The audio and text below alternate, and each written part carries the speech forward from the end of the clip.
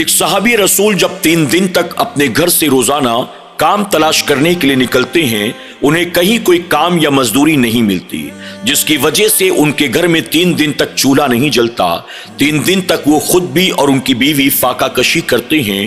3 دن کی بھوک اور پیاس کے بعد صحابی رسول کی بیوی نے ان سے کیا کہا، آئیے دیکھتے ہیں۔ میں آپ تمام سے گزارش کروں گا کہ آج کے اس ایمان افروز واقعے کو آخر تک آپ ضرور دیکھیں۔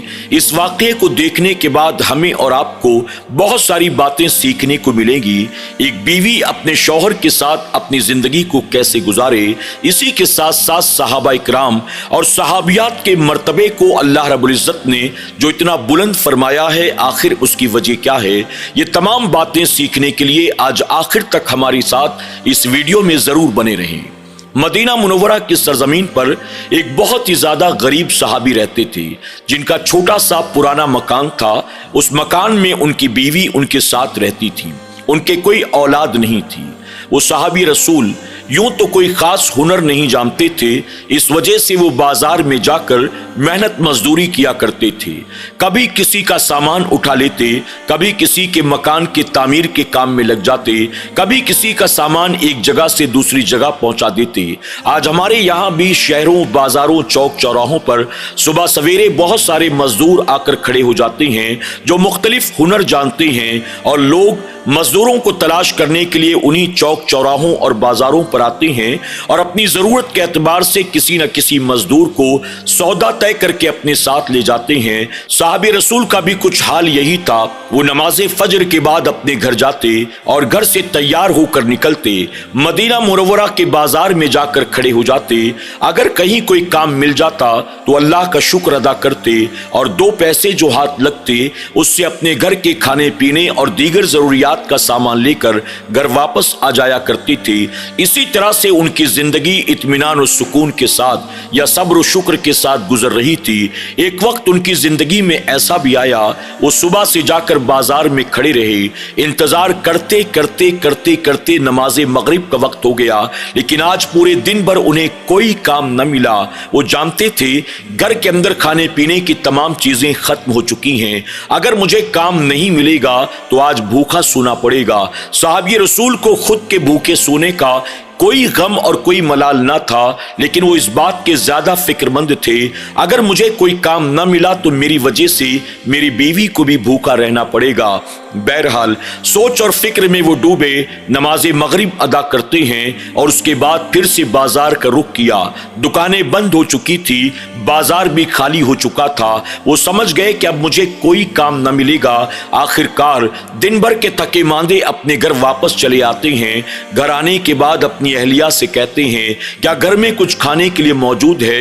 بیوی کہتی ہیں صبح جب آپ جا رہے تھے میں نے اسی وقت آپ کو بتا دیا تھا کہ گھر کے اندر تمام چیزیں ختم ہو چکی ہیں، اب ہمارے گھر میں کچھ بھی ایسا نہیں ہے جسے رات کو کھا کر رات گزاری جائے۔ صحابی رسول کہتے ہیں کوئی بات نہیں، آج رات ہم ایسے ہی گزار لیتے ہیں۔ صحابیہ نے بھی انہیں پانی پلایا، خود بھی پانی پی لیا۔ دونوں نماز عشاء سے فارغ ہوئے اور اس کے بعد اپنے اپنے بستر پر جا کر لیٹ جاتے ہیں۔ اگلی صبح وہ صحابی رسول نماز فجر ادا کر کے اپنے گھر آتے ہیں، پانی پیتے ہیں، بازار جانے کے لیے تیار ہوتے ہیں، پھر اپنی بیوی کو الوداع کہتے ہوئے اپنے گھر سے روانہ ہو جاتے ہیں۔ ان کی بیوی دروازے پر کھڑی ہو کر مسکراہٹوں کے ساتھ اپنے شوہر کو روانہ کرتی ہیں، ساتھ ہی سلام بھی کرتی ہیں، دعا بھی کرتی ہیں۔ صحابی رسول مدینہ منورہ کے بازار میں پہنچتے ہیں، کافی دیر تک انتظار کرتے رہے، انہیں کہیں کوئی کام نہ ملا۔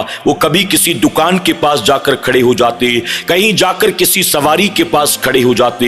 وہ دن بھر پورے بازار کے چکر لگاتے رہے، لیکن آج دوسرا دن بھی یوں ہی گزر گیا۔ مغرب کی نماز کا وقت ہو گیا، لیکن انہیں آج دن بھر بھی کوئی کام نہ ملا۔ آخر کار نماز مغرب کو ادا کر کے اپنے گھر کا رخ کرتے ہیں۔ اپنے گھر پہنچے تو اپنی بیوی کو بتایا آج بھی مجھے کوئی کام نہیں ملا، اس وجہ سے میں خالی ہاتھ واپس آیا ہوں۔ بیوی نے کہا کوئی بات نہیں، آج کی رات بھی پانی پی کر گزار دیں گے۔ صحابی رسول کے دل میں بہت ملال ہوا، بہت افسوس ہوا، اور دل ہی دل میں وہ سوچنے لگے، ہائے میری غریبی، میں اپنی بیوی کا حق بھی ادا نہیں کر سکتا، میرے پاس اتنا مال نہیں ہے کہ میں اپنی بیوی کو اچھا پہنا سکوں، اچھا کھلا سکوں، اچھا اڑا سکوں، بلکہ میں اتنا غریب ہوں کہ میں اپنی بیوی کو سوکھی روٹیاں بھی نہیں کھلا سکتا۔ وہ صحابی دل ہی دل میں سوچ رہے تھے۔ صحابیہ نے جب اپنے شوہر کے چہرے کو دیکھا، فوراً وہ سمجھ جاتی ہیں میرے شوہر کے دل دماغ میں اس وقت کیا بات چل رہی ہے۔ صحابیہ اپنے شوہر کے ہاتھوں کو اپنے ہاتھ میں لیتی ہیں اور کہتی ہیں، آپ کیوں خامخواہ پریشان ہوتے ہیں؟ اللہ تبارک و تعالیٰ نے اب تک ہمیں بہت سی نعمتیں کھلائی پلائی ہیں، ہمارے پاس تو اللہ کی نعمتوں کے شکر کے لیے الفاظ بھی نہیں ہیں۔ اب اگر اللہ تبارک و تعالیٰ یہ چاہتا ہے ہم 2 راتیں بھوکے رہ کر گزار دیں، کوئی مسئلہ نہیں ہے، ہم تو بندے ہیں، ہمیں اپنے رب کی رضا پر راضی ہونا چاہیے۔ اب تک اللہ نے ہمیں بہت کھلایا پلایا ہے، بہت نعمتیں عطا کی ہیں، اب اگر اس کی مرضی یہی ہے کہ آج کی رات بھی ہم بھوکے سو جائیں، کوئی مسئلہ نہیں، آپ ذرا بھی پریشان نہ ہوں، یقیناً اس کے پیچھے بھی اللہ کی کوئی مصلحت ہوگی، اس بھوک اور پیاس کے عوض بھی اللہ ہمیں کوئی بہتر انعام عطا کرے گا۔ جب صحابی رسول نے اپنی بیوی کی زبان سے یہ کلمات سنے، دل ہی دل میں خوش ہو جاتے ہیں اور اللہ کا شکر ادا کرتے ہیں، میرے کریم تیرا بے پناہ کرم اور احسان ہے، تو نے مجھے شکوہ شکایت کرنے والی، تو نے مجھے طنز و طعنہ کرنے والی، تو نے مجھے چھوٹی چھوٹی بات پر لڑنے اور الجھنے والی بیوی نہیں دی، بلکہ تو نے مجھے بیوی کی شکل میں ایک عظیم نعمت عطا کی ہے، جو صبر والی بھی ہے، شکر والی بھی ہے، جو میرا صحیح طور پر ساتھ نبھانا چاہتی ہے۔ میں کھاتا ہوں تو اسے بھی کھلاتا ہوں، میں بھوکا ہوں، یہ میرے ساتھ خوشی خوشی بھوکی رہنے کو تیار ہے۔ وہ صحابی اللہ کا شکر ادا کرتے ہیں اور پھر دونوں میاں بیوی بھوکے بستر پر سو جاتے ہیں۔ اگلی صبح وہ صحابی رسول اٹھتے ہیں، معمول کے مطابق مسجد میں جا کر نماز فجر ادا کرتے ہیں، گھر واپس آتے ہیں، پانی پیتے ہیں، بازار جانے کی تیاری کرتے ہیں۔ ابھی وہ گھر کے دروازے سے باہر نکلے تھے، ان کی بیوی پیچھے سے آواز دے کر کہتی ہیں، ذرا سنیے تو صحیح، ایک اہم بات کہنا میں بھول گئی۔ صحابی رسول واپس پلٹ کر گھر کے دروازے پر آتے ہیں، ان کی بیوی گھر کے دروازے پر کھڑی تھی۔ ان کی بیوی کہتی ہیں، آپ بازار جا رہے ہیں رزق حاصل کرنے کے لیے، اگر آپ کے مقدر میں اللہ نے روزی لکھی ہوگی، آپ کو اللہ بہترین روزی عطا فرمائے گا، اور اگر آج بھی آپ کے مقدر میں روزی نہیں ہوگی تو آپ کتنی بھی کوشش کر لیں آپ کو روزی نہیں ملے گی، اللہ ہمیں عطا کرے گا، ہم اللہ کا شکر ادا کریں گے، اور اگر نہیں دیا ہم اس پر صبر سے کام لیں گے۔ اللہ کی مصلحت اللہ بہتر جانتا ہے، وہ چاہے تو عطا کرے اور وہ نہ چاہے تو نہ عطا کرے۔ لیکن ہاں، جو اہم بات میں آپ سے کہنا چاہتی ہوں وہ یاد رکھنا، میں نے آپ سے نکاح کیا ہے، اور نکاح کے ساتھ ہی میں نے آپ کے ساتھ جینے مرنے کا پکا ارادہ کر لیا ہے، ہر حال میں آپ کا ساتھ نبھانے کا پکا ارادہ کر لیا ہے۔ آپ بھوکے رہیں گے، میں آپ کے ساتھ بھوکی رہوں گی، آپ مجھے جو کھلائیں گے میں وہ کھانے کے لیے تیار ہوں۔ میں یہ بات بھی آپ سے کہنا چاہتی ہوں، اگر آج اللہ آپ کو روزی عطا فرمائے آپ آ جائیں، اور اگر روزی آج بھی نہ ملی آپ ذرا بھی پریشان نہ ہوں، تیسرا دن بھی اگر ایسے ہی گزارنا پڑے میں آپ کے ساتھ بھوکی پیاسی رہ کر تیسری رات بھی گزارنے کے لیے تیار ہوں۔ میں یہ نہیں چاہتی ہوں کہ میری فکر کر کے اور میرے بھوک اور پیاس کی وجہ سے آپ کوئی حرام و ناجائز کام کرنا شروع کر دیں، میں نہیں چاہتی کہ حالات کے پیش نظر آپ اپنے گھٹنے ٹیک دیں اور شریعت سے سمجھوتا کر لیں، اور میری بھوک اور پیاس کی بنیاد آپ کوئی ایسا کام کریں جو کام اللہ اور اس کے رسول صلی اللہ علیہ وسلم کی ناراضگی کا سبب بن جائے۔ خدا را آپ میری ذرا بھی پرواہ نہ کریں، آپ جس حال میں مجھے رکھیں گے میں صبر و شکر کے ساتھ گزارا کرنے کو تیار ہوں۔